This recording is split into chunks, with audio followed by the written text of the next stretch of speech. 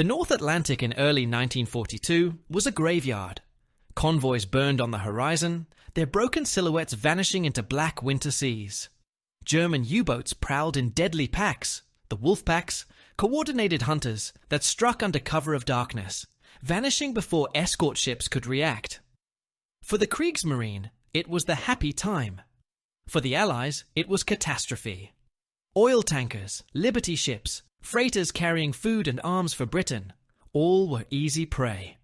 Between January and August 1942, over 500 Allied ships were sunk. The German submariners called it Die glückliche Zeit, the happy hunting grounds. Every few nights, a radio transmission from the mid-Atlantic brought another grim message to the British Admiralty. Convoy lost, heavy casualties. The Royal Navy was stretched thin, and the United States had only just entered the war. The sea, that ancient highway of commerce, had become a killing ground. But by 1943, the tide began to turn, and the reasons for that reversal were not heroic chance or sudden fortune, but technology, organization, and industry.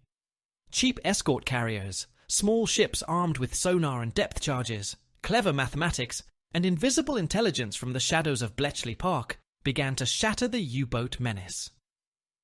At the heart of this transformation stood the unglamorous workhorses of the convoy escort, the CVE, or escort carrier. They were known by many names: jeep carriers, baby flat tops, or sometimes combustible, vulnerable, expendable. Built on merchant hulls, powered by simple engines, and carrying a handful of aircraft, these tiny ships revolutionized convoy protection. Their air groups, often just a dozen Wildcats and Avengers, extended the eyes and reach of the fleet. No longer could U-boats surface to recharge batteries or coordinate attacks without fear of sudden death from above. The first escort carriers entered service in 1942, too late to prevent early losses, but soon numerous enough to cover every major convoy route. Their aircraft scoured the ocean with radar and depth charges, guiding destroyer escorts to their targets. What they lacked in speed or glamour, they made up for in relentless presence. A convoy escorted by a CVE was no longer blind. Alongside them sailed another new weapon, the Hedgehog. It looked unimpressive. A cluster of stubby tubes on the deck of a corvette or frigate, firing dozens of small bombs in a forward arc. Unlike depth charges, which exploded at preset depths and often lost contact with their targets, Hedgehog projectiles detonated only on contact. If they missed, no explosion revealed the ship's position. If they hit, they tore the submarine apart. Suddenly, the silent battle of sonar and steel had a new rhythm. A burst of pings, a calculated bearing, then a hiss of propellant and the deadly plunge of the Hedgehog's spines into the sea. Hedgehog changed the psychology of the hunt. Escorts no longer circled blindly dropping charges, hoping for a lucky hit. They attacked with purpose. Submarine commanders who once mocked surface escorts now feared them. A single accurate sonar fix could end a patrol, and a career, in seconds. But technology alone was not enough. The key to breaking the wolf packs lay in intelligence. Deep in the English countryside, at Bletchley Park, mathematicians and linguists labored to unravel the codes of the Kriegsmarine's Enigma machines. The British called their secret success Ultra. It was a weapon more powerful than any bomb or gun: knowledge. Every time a U-boat sent a message to headquarters in occupied France, the Allies listened. Ultra provided positions, intentions, and sometimes even patrol routes. Convoys were rerouted around danger, and hunter-killer groups were dispatched to intercept.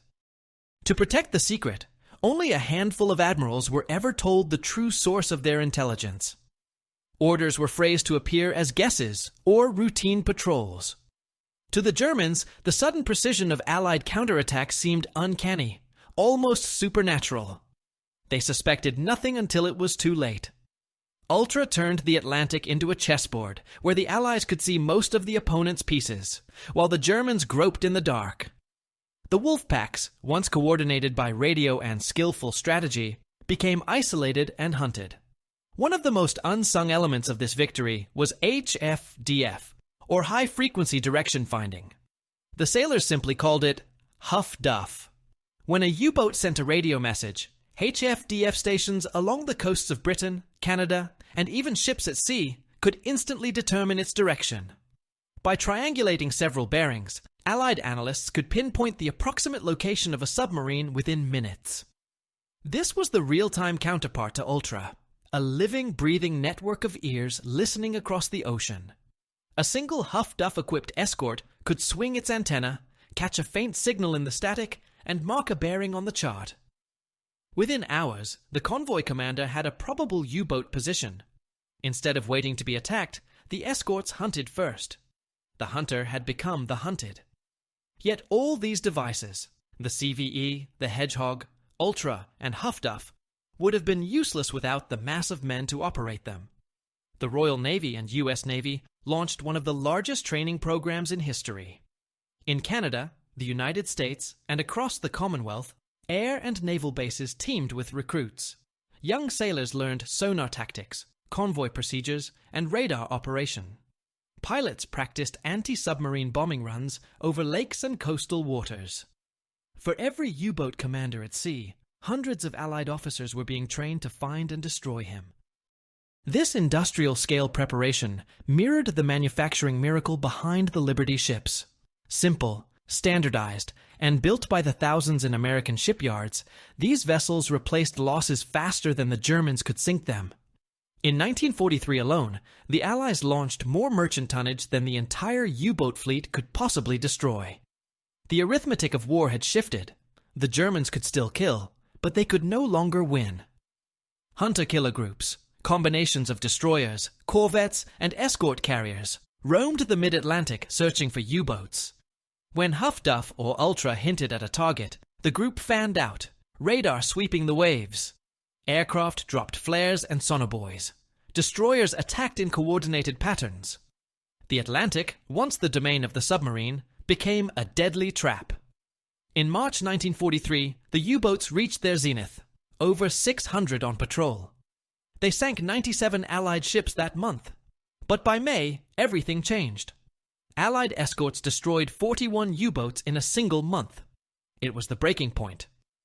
Admiral Dönitz, head of the U-boat arm, recalled his boats to port, declaring a temporary halt to operations. The hunters had become prey. The transition from despair to dominance in the Atlantic was not the work of a single invention or genius. It was a mosaic of progress.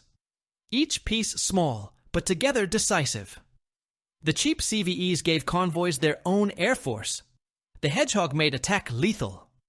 HFDF and Ultra illuminated the unseen. And the industrial machine of the Allies ensured that every loss was replaced tenfold. For the German submariners, the ocean that once offered freedom and glory became a coffin.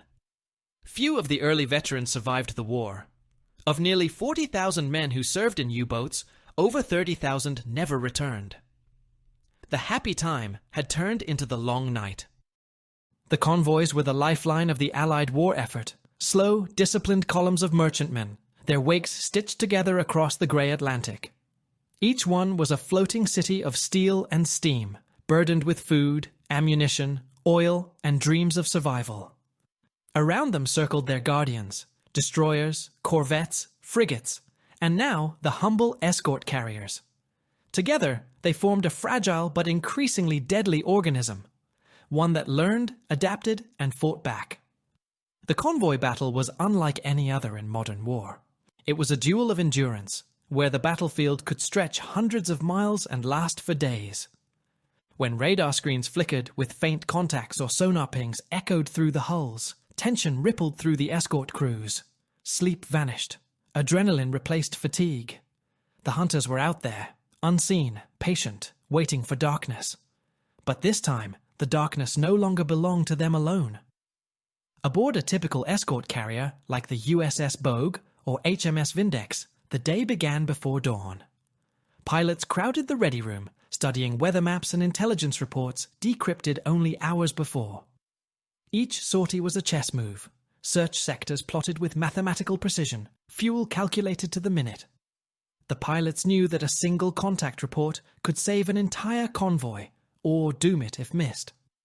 On the flight deck, Avengers and Wildcats waited, their engines coughing to life in the cold sea air. Mechanics checked fuel lines, depth charges, and the delicate radar antennas jutting from each aircraft's belly. As the carrier turned into the wind, the deck officer signaled. One by one, the planes leapt from the deck, their propellers carving the mist. The Atlantic stretched endlessly below, indifferent and immense. From the air, the ocean was a map of movement. The steady procession of merchantmen far below, tiny wakes glinting in sunlight, and beyond them, the endless, empty blue. But the pilots knew it was never truly empty. Somewhere out there, a periscope might be slicing the waves. Somewhere beneath, a U-boat captain might be watching them through his scope, his crew silent, waiting for the right moment to strike. When contact came, it was often sudden.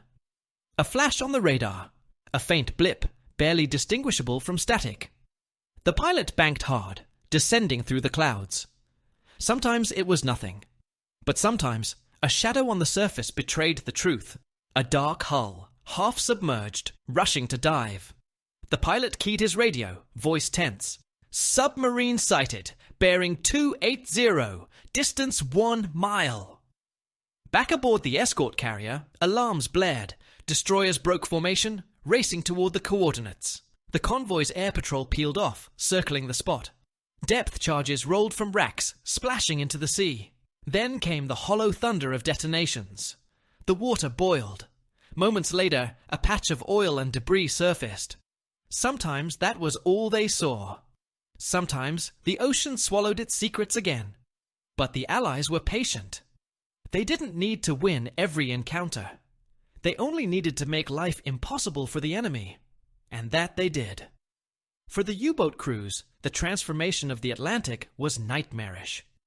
In 1941, they had cruised the surface in daylight, charging batteries and sending long radio reports to headquarters. By 1943, the surface had become death itself. Radar-equipped aircraft prowled even the mid-ocean gaps once considered safe. The first warning was often the shriek of diving engines and the explosion of depth charges. U-boats began to live submerged, trapped in their steel tubes for days, breathing foul air, listening to the relentless ping of sonar above. Admiral Dönitz tried to adapt. New tactics were tested. Snorkels to allow submerged travel, improved torpedoes, and radar detectors. But the momentum was gone. Every countermeasure the Germans developed was met by a faster Allied innovation. The Allies had something the U-boats never could: the weight of total industrial war. The Hedgehog weapon became a symbol of that new precision. It fired 24 small bombs in a tight pattern, ahead of the ship's bow, allowing the escort to maintain sonar contact until the last moment. The first Hedgehog kill came in 1943, and by the end of the war, it had become a standard weapon on almost every escort ship. The crews nicknamed it the underwater shotgun. Each impact detonated with terrifying force, often breaking a submarine in half. Survivors were rare, but beyond the machinery, there was a deeper transformation: coordination. The Allied escort groups had evolved into professional, tightly integrated teams. Each ship knew its role. One maintaining sonar contact, another maneuvering to attack, aircraft circling overhead to prevent escape. They trained relentlessly in anti-submarine warfare, sharing intelligence, tactics, and even technology between navies. The Royal Canadian Navy, once derided as inexperienced, became a vital pillar of the North Atlantic convoys. American destroyer escorts, mass-produced and equipped with the latest sonar and radar, added muscle to the system. Each convoy now carried not just protection, but the promise of counterattack. To engage an Allied convoy by 1943 was to risk annihilation. Meanwhile, on land, the cryptanalysts of Bletchley Park continued their silent battle. The Germans had introduced the 4-rotor Enigma, hoping to seal their communications once more. But within weeks, the British codebreakers, aided by captured codebooks and the relentless logic of Alan Turing's bombs, restored their edge. Ultra was again reading Dönitz's orders. The Admiralty's maps filled with red pins, marking U-boat positions that the enemy believed secret. This was intelligence warfare at its purest: invisible, silent, decisive. The results were staggering. Convoys sailed around ambushes as if guided by luck. U-boats waited in vain at prearranged coordinates, finding nothing but empty seas. When they moved to intercept, hunter-killer groups were already waiting. Many U-boat commanders suspected a leak, but could not imagine that their unbreakable cipher had been compromised. Dönitz ordered stricter radio discipline, shorter transmissions, and coded brevity, but the Allied ears of HFDF still found them. HFDF stations aboard escorts were small miracles of engineering, rotating antennas, sensitive receivers, and skilled operators who could measure bearings from faint static in seconds. They called it the Huff-Duff fix. The technology turned every escort ship into part of a global network. On shore, coastal HFDF towers extended this web across continents. A single U-boat message could trigger a triangulation from Newfoundland to Gibraltar within minutes. In an era before satellites or digital tracking, this was revolutionary. For the operators, the battle was fought with headphones and pencils. They sat in cramped cabins, surrounded by flickering dials, listening to bursts of Morse code. When a signal came, they shouted bearings to the bridge, marking angles on transparent plotting boards. The officers above turned the wheel. Destroyers changed course. In the darkness, without ever seeing their enemy, they were already closing the noose. The ocean became a place of invisible warfare. Sonar pings, radar blips, encrypted signals, and the endless pulse of machinery. Yet amidst this mechanized struggle, the human element remained vital. Convoy sailors faced exhaustion, fear, and monotony in equal measure. They lived weeks on tinned food and stale air, surrounded by the constant threat of fire or drowning. For the men of the U-boats, it was worse. Cramped quarters, diesel fumes, condensation dripping from every surface, and above all, the knowledge that one depth charge could end them without warning. Survivors from sunken submarines were rare enough to be interrogated like precious sources of intelligence. Many spoke of despair, of being hunted like animals, of explosions that ruptured eardrums and burst lungs, of days spent trapped on the bottom while oxygen dwindled. The psychological toll was immense. The once proud elite of the Kriegsmarine had become, in the words of one Allied officer, men drowning on dry land. By mid-1943, the convoy battle was no longer in doubt. The Allies had seized the initiative. Every passing month, more CVEs joined the fleets. More destroyer escorts slid down the ways of American shipyards. The Liberty ships they protected poured an unending river of men and material toward Britain and the Soviet Union. The industrial rhythm of America, welding torches, assembly lines, rivet hammers, echoed across the Atlantic in the form of victory. The statistics told the story. In the first half of 1942, U-boats sank ships faster than the Allies could build them. In the second half of 1943, the reverse was true, exponentially so. Liberty ships were being launched at a rate of nearly 3 a day. Entire convoys of fresh supplies replaced what was lost before the paint had dried on their hulls. The U-boats could still kill, but their kills meant nothing. They were fighting against an ocean of steel. By the end of that year, the phrase "happy time" was spoken only in bitterness. What had once been a triumph of stealth and courage had become a death sentence. The U-boat arm continued to fight, driven by duty, pride, and desperation, but it was doomed. The Allied system of protection and intelligence had grown into something unstoppable.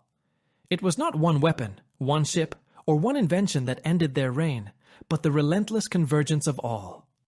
And as the convoys steamed west to east, bringing the armies that would one day land in Normandy, the sailors who manned those small, cheap escort carriers, the radar rooms, and the Huff-Duff cabins could look out across the vast Atlantic and know the sea was theirs again.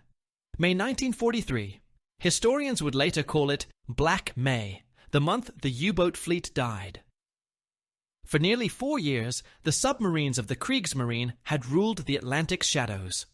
They had struck terror into the convoys that fed Britain, forcing the Allies to fight for every ton of cargo that crossed the sea. But in May of 1943, the hunters found themselves surrounded. They were blind, deaf, and bleeding, crushed under the weight of Allied science, industry, and relentless organization. It began quietly. Convoy ONS-5, sailing from Liverpool to Halifax, moved westward through gales and fog. 42 merchant ships crawling through the waves, escorted by destroyers and corvettes. The Germans, believing they had found an easy target, dispatched more than 30 U-boats to intercept. It was meant to be a grand hunt, the kind of massed wolf pack operation that had once guaranteed carnage. Instead, it became a slaughter of submarines. As the first U-boats approached, they were met not by unguarded merchants, but by radar-equipped escorts and aircraft from the escort carrier Biter. The ocean itself seemed to have turned against them. Radar waves probing through fog, sonar pulses echoing through the depths. When one submarine surfaced to attack, a corvette immediately illuminated it with a searchlight. Depth charges followed, tearing the sea apart. For 5 days, the battle raged across the Atlantic. Rain, sleet, and darkness shrouded everything, but technology never slept. HFDF operators tracked radio transmissions, vectoring destroyers to their targets. Pilots flew through near-suicidal conditions, dropping flares and bombs into the night. By the time ONS-5 reached safety, 12 Allied ships were lost, but so were 7 U-boats. It was the first convoy battle the Allies had won decisively, and it was only the beginning. Within weeks, similar engagements unfolded across the ocean. Convoy SC-130, defended by Escort Group B-7, fought off a wolf pack of 24 submarines and destroyed 5 without losing a single merchant ship. On board HMS Tay, Lieutenant Commander Gretton led his men with cold precision, his ships moving like chess pieces in a deadly dance. The air above them belonged to the Allies now. Every dawn brought new aircraft from land bases in Iceland, Greenland, or from the decks of CVEs. One after another, U-boats were found and sunk. Some were trapped on the surface, others hunted for hours underwater until the pressure hull gave way. Survivors were rare, and those rescued often spoke in disbelief. The ocean, they said, had become too small. In Admiral Dönitz's headquarters at Lorient, reports piled up in grim succession. Boats overdue, crews missing, commanders silent. The charts that had once been filled with confident black markers of patrol lines now resembled a graveyard. In May alone, 41 U-boats were destroyed, 1/4 of the operational fleet.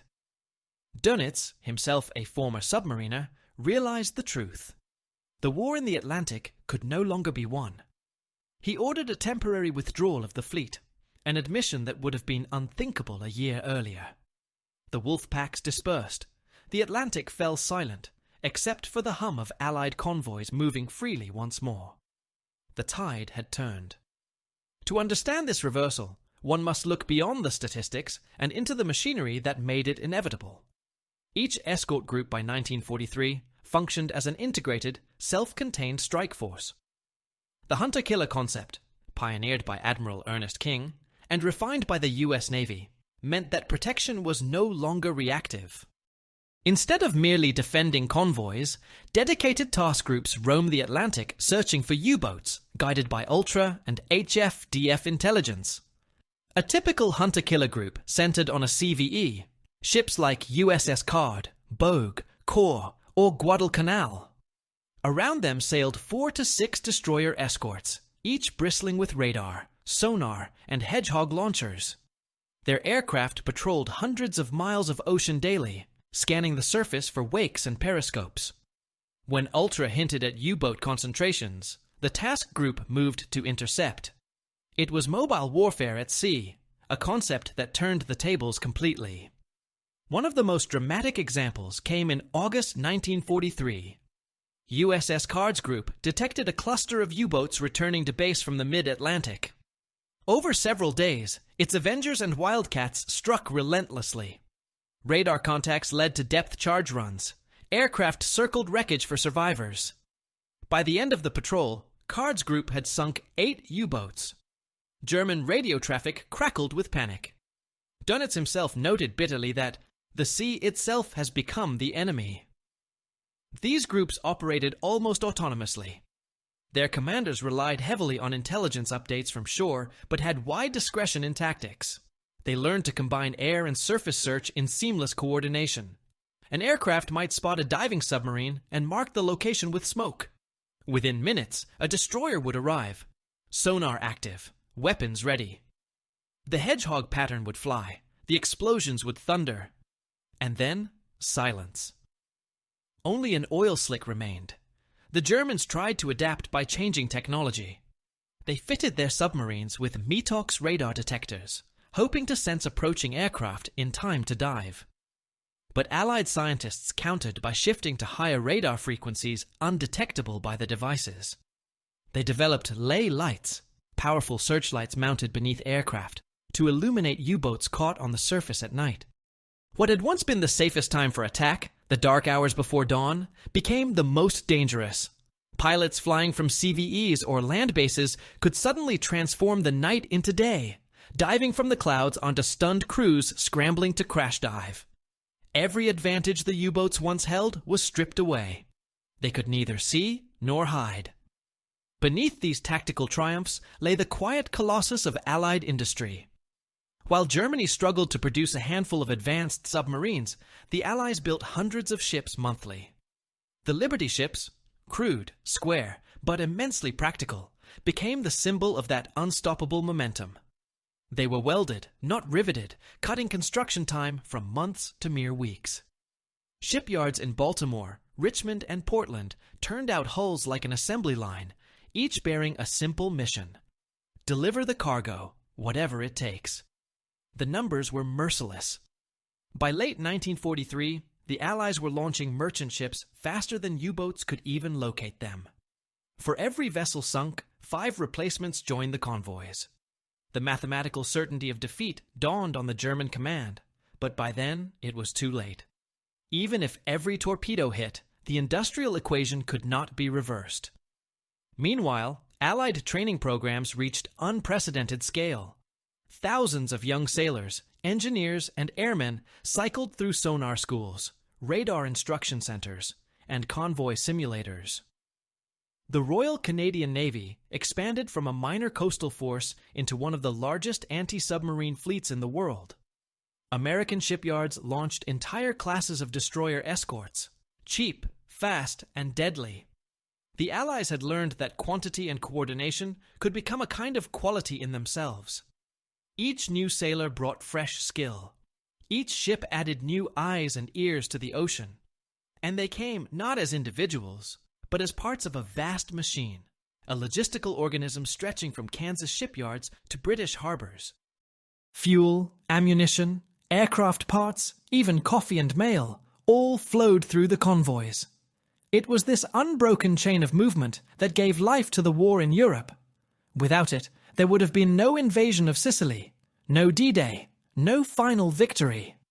Every torpedoed freighter was a wound, but the body had grown too strong to bleed out. By the end of 1943, the Atlantic War had entered its final phase. The U-boats still patrolled, but their missions were increasingly suicidal. The introduction of the Schnorchel breathing device allowed them to remain submerged longer, yet it was a desperate measure. A life support system for a dying fleet. Dönitz spoke of a new generation of submarines, the type they want, electroboats, that might restore parity, but their arrival would come too late. The Allied juggernaut was already preparing for the invasion of Europe. In the Atlantic, hunter-killer groups now operated with near impunity. USS Guadalcanal's capture of U-505 in 1944 demonstrated both mastery and mercy, a rare case where a submarine was taken intact. The secret of the German codebooks aboard was another triumph for intelligence, confirming what Ultra had already predicted. The enemy was finished. The sea that had once been ruled by invisible predators was now a highway of power. The convoys sailed unmolested, carrying not just cargo, but armies. Tanks, landing craft, trucks, fuel, the raw instruments of liberation. Every wave that reached Normandy, every supply run to Murmansk, every bomber wing refueled in England owed its existence to the silent war fought in the Atlantic between 1939 and 1943. The victory had not been glamorous. It had been methodical, industrial, relentless. It was not a story of aces or single duels, but of systems, sonar operators, codebreakers, welders, pilots, and shipyard laborers. Together they had built something more powerful than any single weapon, a network. And that network strangled the U-boat fleet until it could no longer breathe. In the end, Black May was not merely a battle. It was the moment the future arrived. The technologies born in those years, radar, signal interception, data analysis, would shape the next century of warfare. The lessons learned on the Grey Atlantic would echo in every ocean that followed. The wolf packs had ruled through courage and cunning. They were defeated by patience, organization, and information. The sea, vast and indifferent, had no allegiance. But the Allies had learned how to make it speak. By early 1944, the Battle of the Atlantic was no longer a desperate struggle for survival. It was a controlled, methodical campaign of extermination. The Allies had achieved what once seemed impossible: dominance over the open ocean. Convoys now moved with regularity and confidence, escorted by overlapping layers of protection. Air patrols scouted hundreds of miles ahead. HFDF stations triangulated every suspicious transmission, and hunter-killer groups prowled like predators of their own. The sea lanes that had been graveyards in 1942 were now arteries of victory. Every day, 100 convoys traversed the North Atlantic, linking America's vast industrial heart with the battlefronts of Europe and Africa. Each one carried the pulse of the Allied war effort: food for Britain's civilians, fuel for tanks, munitions for armies, and aircraft parts for squadrons. The ocean had become a conveyor belt of power, driven by technology, intelligence, and sheer will.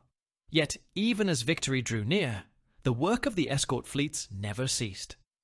Every radar echo, every sonar ping could still mean danger. A single torpedo could kill hundreds of men and delay vital cargo. The Atlantic War continued, less in fear than in vigilance. On the decks of escort carriers like USS Croatan and HMS Tracker, young aviators prepared for the day's flights. Their missions had changed.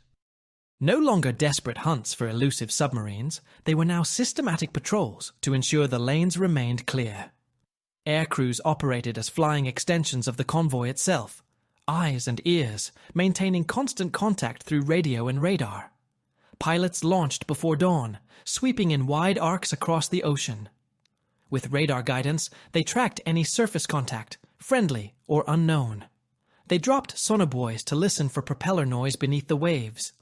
The ocean below was mapped not by sight, but by invisible signals bouncing between air, water, and machine. This was the new face of naval warfare, unseen but omnipresent. On the surface, destroyer escorts continued their ceaseless watch. These ships, smaller and cheaper than full destroyers, were marvels of mass production. In shipyards from California to Maine, hundreds were laid down in assembly line fashion. They were not beautiful, but they were deadly. Their crews were young, often inexperienced, but trained in a system that valued discipline over individual flair. Sonar operators learned to read the language of echoes, to distinguish a whale from a submarine by the subtle difference in tone. When contact came, the process was ritualized and precise. Contact bearing 120, range 800 yards, closing. The captain ordered attack pattern delta. Engines roared, the ship turned sharply, and the Hedgehog racks fired with a hiss and a ripple. Dozens of small bombs arced into the sea. Moments later, the sonar screens cleared, and then came the muffled thud of an underwater explosion. Another U-boat was gone. These attacks had become so frequent, so efficient, that Allied sailors sometimes regarded them as routine, an astonishing transformation from the fear and chaos of the early war. Victory, it seemed, had become industrial too. In Germany, the U-boat service faced collapse. The once glorious Unterseebootwaffe was now a graveyard command. Each new crew leaving the pens at Saint-Nazaire or Kiel knew the odds. 1 chance in 3 of returning. The rest would vanish somewhere in the Atlantic, swallowed by explosions and depth. Training times were shortened. Crews were younger, less skilled, and less confident. The sea had turned against them, but so had time. Even so, the submariners continued to sail. Their new commanders spoke of duty, of defending the Reich's last hope of strangling Allied supply. They clung to faith in new technology. The Schnorchel, the acoustic torpedo, the faster type Wanty-Wint boats under construction. But these were desperate dreams. The Allies' command of the sea, air, and intelligence networks had rendered such innovations too little, too late. At Bletchley Park, the codebreakers never rested. Every intercepted message still carried the potential to save lives. By now, Ultra had become an entire system of intelligence. Not just codebreaking, but analysis, pattern recognition, and prediction. The British and Americans used it to anticipate new U-boat patrol zones, to position hunter-killer groups, and to coordinate air cover. Some messages were decoded within hours of transmission. It was a victory not of brute force, but of mathematics and logic. The irony was bitter for the Germans. Their greatest strength, the disciplined coordination of wolf packs, had become their greatest weakness. Every signal that tied them together revealed their presence to the enemy. Every transmission became a breadcrumb leading to destruction. The HFDF network had by now reached its ultimate refinement. From Iceland to Sierra Leone, from Newfoundland to Freetown, a web of direction-finding stations spanned the globe. Even merchant ships carried compact HFDF sets, allowing convoys themselves to locate threats. A single burst of German Morse code could trigger a chain reaction. Bearings taken, plotted, relayed to command, and within hours, aircraft dispatched to investigate. The ocean had been mapped not by geography, but by frequency. On board ship, the HFDF operators were unsung heroes. Their world was a hum of static, a war fought in seconds. They knew their enemy not by sight, but by rhythm, the cadence of a Morse key, the subtle drift of a frequency. They learned to recognize particular U-boat commanders by their fist, the unique timing of their signals. It was a war of ghosts and echoes, but it was as decisive as any battle fought with guns. The Allied air offensive over the Bay of Biscay symbolized the new order of the seas. Once a safe corridor for U-boats returning to their bases, it had become a death trap. Squadrons of Liberators, Sunderlands, and Catalinas patrolled day and night. Their long-range radar could detect submarines as they left port. The U-boats began to fit extra anti-aircraft guns, hoping to fight back, but the odds were hopeless. For every aircraft shot down, dozens more circled overhead. The bay's surface was littered with oil slicks and debris, silent markers of Germany's fading power. By mid-1944, the Allies were not merely defending convoys, they were erasing the U-boat fleet from existence. The hunter-killer groups shifted from convoy escort to offensive patrols along the shipping routes. Some even operated near the Norwegian coast, sinking submarines as they left their bases. It was a total reversal of fortune. The hunted had become the hunters. Still, the Battle of the Atlantic was never truly safe. Nature itself remained an enemy. Storms the size of continents battered ships, snapped masts, and scattered formations. Men froze to death on open decks. Waves swallowed entire vessels without a trace. For the sailors who served in those final years, the ocean remained an indifferent killer. But they no longer feared what lay beneath it.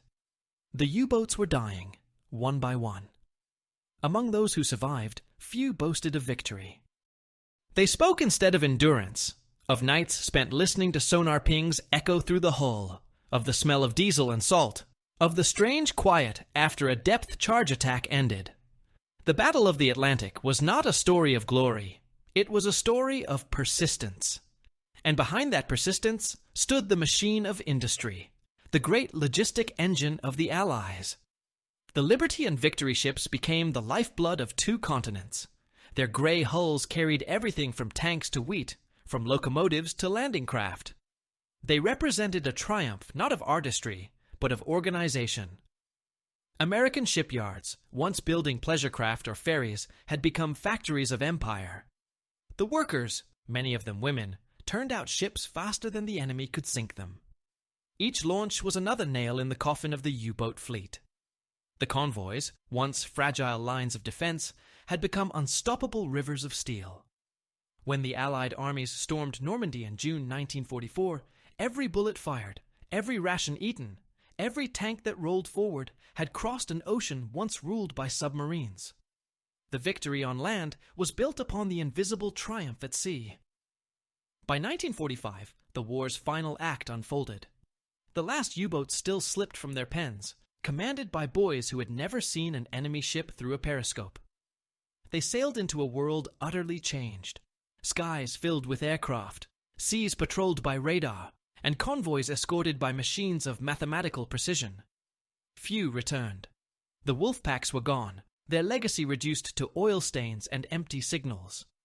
When Germany finally surrendered in May 1945, Admiral Dönitz, briefly the head of state, ordered his remaining submarines to surface and surrender. Across the oceans, black shapes broke through the waves, their crews standing in silence. The men who had once terrorized the world's sea lanes now waited for Allied destroyers to take them in tow. The long war beneath the waves was over, but its lessons endured. The Battle of the Atlantic had transformed naval warfare forever. It had shown that no weapon, however fearsome, could survive against an enemy that mastered intelligence, technology, and logistics together. It had proven that the true strength of an army, or a navy, lay not in heroics, but in systems that learned faster than their adversary. From the cheap escort carrier to the humble Liberty ship, from the secret codes of Ultra to the invisible bearings of HFDF, the victory had been collective. It was a triumph of connection, of ships, machines, and people linked across thousands of miles. The wolf packs had hunted as teams. The Allies had learned to fight as a civilization. The Battle of the Atlantic ended not with a single battle, but with silence. The silence of an ocean free of predators. By the spring of 1945, the convoys sailed without fear, the sonar rooms quiet except for the hum of machinery. The men who had once lived in constant readiness found themselves adjusting to a world where the enemy no longer lurked beneath the waves. The great contest that had defined the war at sea was finally over. Yet its echoes continued. The lessons learned across those vast grey waters reshaped the entire philosophy of naval warfare. What began as a desperate struggle for survival had evolved into a laboratory of technology, coordination, and intelligence. The innovations born from the Atlantic campaign, radar, sonar, electronic warfare, encrypted communication, and logistics management, would become the foundations of the modern Navy. In Britain, the veterans of Bletchley Park packed away their machines, their work still shrouded in secrecy. The bombs fell silent, and the Enigma intercepts were archived, their existence known to only a handful of officials. The intelligence system known as Ultra, which had silently guided fleets and convoys, remained classified for decades. Its success was so profound that it became the model for post-war intelligence operations, the fusion of code-breaking, data analysis, and real-time decision-making. The analysts who had once plotted U-boat positions on paper maps would later design computer systems capable of tracking global communications. The digital age, in many ways, began in the war rooms of Bletchley and Washington, where thousands of human calculations first became mechanized thought. Across the Atlantic, the United States Navy examined its victory with the cold eye of industry. The small, unassuming escort carrier, CVE, once dismissed as a stopgap, had proven to be one of the most effective platforms in naval history. Cheap, modular, and adaptable, it had shown that control of the sea could be achieved not through grand battleships, but through versatility and coverage. From the convoy lanes of the Atlantic to the island-hopping campaigns of the Pacific, the CVE concept reshaped naval doctrine. Its legacy lived on in the anti-submarine carrier designs of the Cold War. Ships that carried helicopters and patrol aircraft rather than fighters. They traced their lineage directly to those combustible, vulnerable, expendable flat tops that had once guarded the merchant fleets. The CVE was proof that quantity, if intelligently applied, could become a weapon of precision. The same philosophy extended to the destroyer Escort, another unsung hero of the Atlantic. Small, mass-producible, and bristling with electronics, these ships embodied the industrial approach to warfare. Post-war navies adopted their design principles for decades: modular construction, automated weapons, and networked command systems. The sleek frigates that patrolled Cold War oceans were the direct descendants of those humble grey hulls that once shepherded Liberty ships through storm and darkness. And then there was the Hedgehog, that simple, brutal innovation. 24 steel spines that turned the act of hunting into science. It changed not only tactics, but the psychology of anti-submarine warfare. After 1943, escorts attacked with certainty instead of fear. Post-war developments, like the Squid and Limbo mortars, refined its concept, extending range and accuracy. But the core idea remained. Precision over power. Accuracy over volume. The Hedgehog had introduced a new kind of logic to naval combat, one built on engineering and probability rather than instinct. The Germans, too, left a legacy. Their final wartime designs, the type Weintborn by Elektroboot, were far ahead of their time. Sleek, fast, and capable of remaining submerged for days, they were the prototypes of the modern submarine. Few ever saw action, but after the war, captured examples were studied by every major navy. From them came the first true underwater navies, the Soviet Whiskey class, the American Tang, the British Porpoise. The Cold War's silent fleets were, in essence, children of the U-boat. But even as submarine technology advanced, so too did the methods of hunting them. The Allied triumph in the Atlantic had proven that detection, not destruction, was the key. Knowing where the enemy was became more valuable than knowing when to strike. This realization led to the birth of sonar networks, maritime patrol aircraft, and global intelligence grids. The ocean had become transparent. Perhaps the greatest, though least visible legacy of the Atlantic War was the integration of information. Before 1939, intelligence, operations, and logistics were separate worlds. During the convoy battles, they became one. Ultra-decrypts guided HFDF triangulations. Radar fixes were shared with air patrols. Convoy routes were adjusted by analysts who might be hundreds of miles away. It was the first true form of networked warfare. The post-war Western Alliance, and later NATO, inherited that system. The command structures, communication standards, and joint operational doctrines of the Cold War all traced their ancestry to the Atlantic convoys. The same methods that once guided a corvette toward a U-boat now coordinated nuclear submarines and aircraft carriers across the globe. And yet, for all the science and machinery, the Battle of the Atlantic was, above all, a human story. It was fought by men who endured monotony, fear, and exhaustion on both sides of the war. The sailors of the merchant fleet, often forgotten, bore the worst of it. They sailed unarmed, through storms and torpedoes, their only defense the escorts that surrounded them. Thousands never returned. They died in silence, without medals or glory, but their endurance sustained nations. For the U-boat crews, it was a tragedy of courage spent in vain. They fought in impossible conditions, clinging to a lost cause.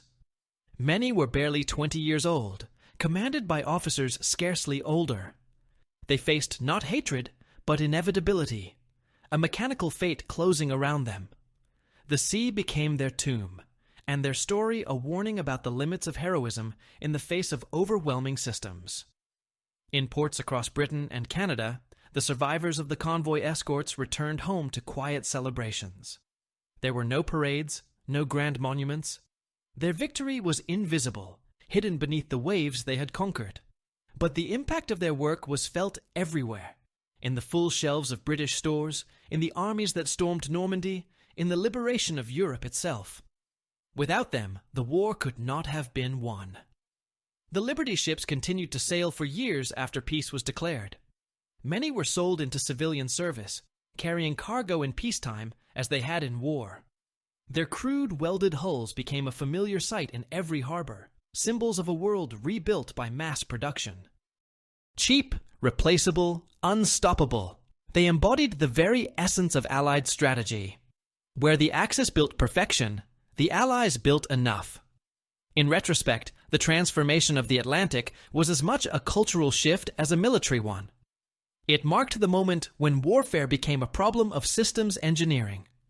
The old image of the lone commander, the daring duel, or the heroic last stand gave way to something colder, but far more powerful: collaboration, data, and process. The Atlantic taught that victory belonged not to those who fought hardest, but to those who organized best. It was, in many ways, the first modern war. Not because of its weapons, but because of its structure. Every convoy was a network, every escort a node, every codebreaker a processor. The Battle of the Atlantic was the prototype of the digital battlefield that would come after: invisible, connected, relentless. The sea itself seemed to remember. In the decades that followed, fishermen still pulled pieces of history from the depths: rusted torpedoes, shattered hull plates, silent relics of a war fought in darkness. The ocean had reclaimed them, but their story remained etched in the minds of those who understood what the victory had cost. More than 30,000 German submariners died beneath the waves, nearly 3/4 of their entire force. The Allies, too, lost tens of thousands of sailors and merchantmen. Every convoy that reached port had been bought with lives. The victory of 1943-45 was not bloodless. It was purchased in steel, sweat, and sacrifice. When peace came, the sailors who had manned the escort carriers and destroyers faded quietly into civilian life. Some became shipbuilders, engineers, or teachers. Others never spoke of what they had seen. The sonar echoes that marked men's deaths, the debris that floated on the sea after a successful attack. Their war had been one of endurance, not spectacle. Yet it was they who ensured that the guns in Europe could fire, that the tanks could roll, and that the skies could be filled with aircraft. Every Allied victory on land rested on the steady, disciplined heartbeat of the convoys. When the last echoes of the Battle of the Atlantic faded into peacetime, the world entered a new era. The war that had begun as a contest of steel and courage had evolved into something far greater: a blueprint for the information age. Across 3 oceans in 6 years, the Allies had turned chaos into coordination, mystery into mathematics. They had proven that knowledge, shared and acted upon, could be as lethal as any torpedo. The Atlantic campaign did not just protect shipping lanes. It rewired civilization's understanding of warfare itself. What radar and sonar began, computers and satellites would one day perfect. The systemized war that emerged from those convoys became the defining characteristic of the modern military. And at its heart lay the same principles forged by the escort sailors and the codebreakers: cooperation, data, and adaptation. In the years immediately following the war, fleets of rusting Liberty ships and escort carriers lined harbors from Boston to Liverpool. Many were scrapped, some converted to merchant service, others used as floating schools for a new generation of mariners. Yet their influence was indelible. The CVEs had demonstrated that small, cheap vessels, equipped with advanced sensors and aircraft, could control entire oceans. It was a lesson that shaped the navies of the Cold War. When the first jet-powered submarines appeared in the 1950s, they were met not with fear, but with readiness. The Allies had already built sonar nets stretching across the Atlantic. Vast chains of hydrophones, known as SOSUS, capable of detecting the faint hum of a submarine from hundreds of miles away. The network was the direct descendant of the HFDF and sonar systems of 1943. Once again, technology made the invisible visible. The war against the U-boats had never truly ended. It had simply transformed. Now, instead of fighting wolf packs, the West listened for Soviet submarines creeping through the same cold waters. The sea had become the front line of a new kind of conflict, a quiet one, fought with signals instead of shells. The legacy of Ultra was just as profound. The intelligence revolution born in the huts of Bletchley Park became the foundation of the modern surveillance state. The combination of code breaking, communications interception, and central analysis evolved into a permanent institution. The signals intelligence agencies of the post-war world. GCHQ in Britain, the NSA in the United States. The same logic that once predicted U-boat movements would soon track missile tests, diplomatic cables, and the whispering traffic of the Cold War. It was a paradox of progress.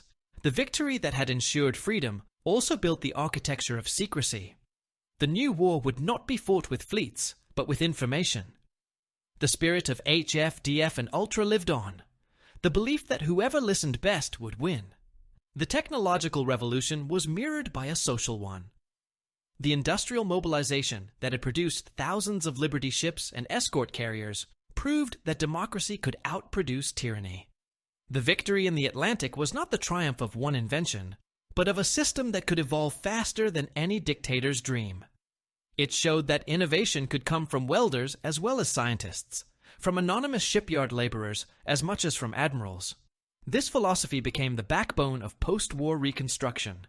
The same assembly lines that had turned out freighters and destroyers now built houses, cars, and airplanes. The logistic systems designed to feed convoys were adapted to feed nations. The ocean that once separated continents now bound them together. The battle that had begun in fear had ended in connectivity. Yet beneath the pride, there remained a deep melancholy. The sea had taken too much. The Atlantic floor was a graveyard of steel and bone.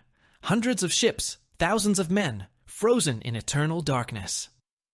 In the 1950s, as sonar technology advanced, survey teams began to map those wrecks. Each one told a story: a convoy caught in a storm, a submarine cornered by destroyers, a freighter torpedoed in the night. They were reminders that every technological triumph came at a human cost. Survivors spoke rarely, and when they did, their memories were filled not with hatred, but with respect. Respect for an enemy who had fought bravely and died silently, and for comrades who had endured impossible odds. The ocean, they said, was the only true victor. In the decades that followed, memorials were raised, modest ones, often near harbors where convoys had once formed. In Liverpool, Halifax, Reykjavik, and Portsmouth, stone tablets listed the names of the merchant seamen who never returned. Few tourists noticed them, but for those who understood, they marked the quiet heart of victory. Without those convoys, there would have been no liberation of Europe, no D-Day, no end to tyranny. Every crate of ammunition unloaded at Normandy, every gallon of fuel burned by a Sherman tank, every ration that fed a soldier had first crossed the Atlantic.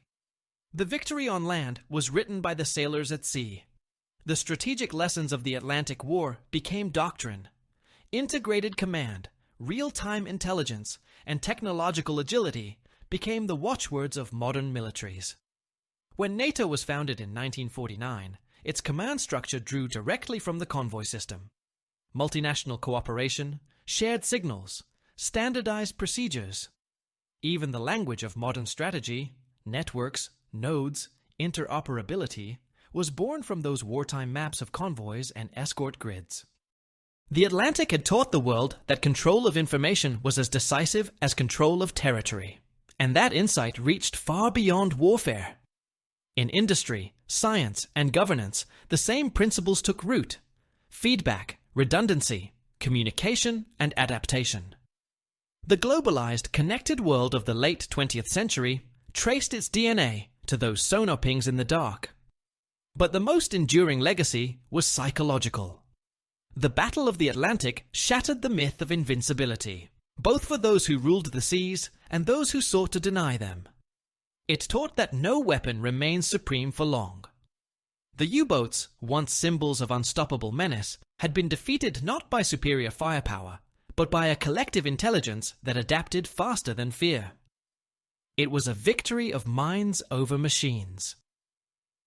The sailors who fought in those convoys were among the first participants in a kind of warfare that would come to define the modern age: decentralized, data-driven, and total. They might not have recognized it, but in their sonar rooms and radio shacks, they were inventing the future. By the late 20th century, as the Cold War waned, the North Atlantic once again became a peaceful expanse of trade and travel. Cargo ships followed the same routes once haunted by wolf packs, guided now by satellites instead of stars. Aircraft flew high above the waters where once Hedgehog mortars thundered. The same ocean that had once divided empires now carried the pulse of a united world. Fiber optic cables replacing convoys, digital signals replacing radio waves. The battle's legacy had evolved from sonar to servers, from ultra to algorithms. The transformation was almost poetic. The ocean, once the world's greatest barrier, had become its nervous system. The invisible lines of communication, once used to fight a war, were now the arteries of peace, and yet the lessons remain. Every new generation of naval strategists studies the Atlantic campaign, not for nostalgia, but for truth. The principles that defeated the U-boats, cooperation, innovation, and relentless adaptation, remain as vital in the age of drones and cyber warfare as they were in 1943. Technology changes, but uncertainty endures. The ocean, like conflict itself, always hides something beneath the surface. In the quiet rooms of naval academies, instructors still remind their students, victory at sea is not won by the biggest guns or the fastest ships, but by the sharpest minds, and the willingness to learn faster than the enemy. And so, as we look back across the 80 years since the happy time, the story of the Atlantic is not one of machines, but of transformation. It is the story of how humanity learned to turn data into defense, communication into coordination, and cooperation into victory. It is a reminder that even in the darkest depths, light can be found, sometimes in the flicker of a radar screen, sometimes in the patience of those who refuse to give up. The cheap CVEs, the clumsy Liberty ships, the crackle of HFDF, the whispers of Ultra, each seemed small, even fragile. Yet together, they changed the course of history. They proved that greatness need not be grand, and that the fate of nations can rest on the hum of a radio or the bearing of a sonar echo.